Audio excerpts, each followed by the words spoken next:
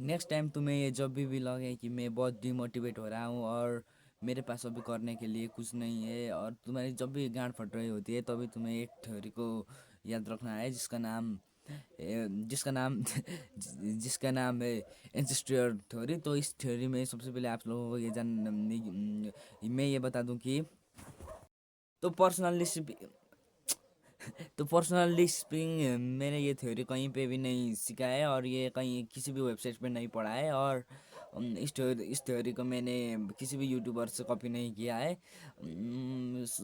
ये थ्योरी को मैंने अपने आप से बनाया है। सबसे पहले इस थ्योरी पे आप सबको ये जानना होगा कि हमारे पूर्वज कितने ज़्यादा बहादुर थे। आपको तो पता होगा कि बहुत इंडिया में पहले बहुत सारे इन्वेजन हुए, फॉरेन इन्वेजन हुए, जैसे कि मुगल्स और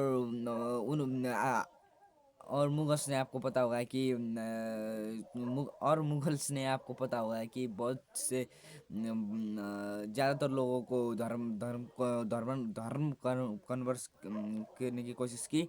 पर हमारे पूर्वज इतने बहादुर थे कि उन्होंने किसी भी हालत पे अपने धर्म को परिवर्तन नहीं किया है। इससे हम सब जान सकते हैं कि हमारे पूर्वज कितने ज़्यादा बहादुर और निडर थे। तो हमें भी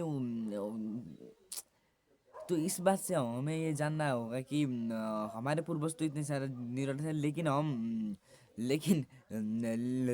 हम लोग इतने सारे क्या कार कैसे हो गए कि हम लोग एक लड़की को भी अप्रोच नहीं कर सकते। अम, तुम खुद ही सोचो ना, जैसे कि हमारे पूर्वज को कितने ज़्यादा शर्म आता होगा कि, या कितनी ज़्यादा घिन आती होगी कि हम उनके पूर्वज उन्होंने कितने सारे रे फॉरेनर्स के अटैक इन्वेजन को भी मात दी है, और किसी किसी के भी कहने पर अपने धर्म को परिवर्तन नहीं किया है। लेकिन हम उन लोगों के संतान होने के खातिर हम उन लोगों के एसेंडेंट्स होने के बाद भी हम लोग एक लड़की को हम लोग अप्रोच नहीं कर सकते। तो हम सबको सब को इसी बात से मैं इसलिए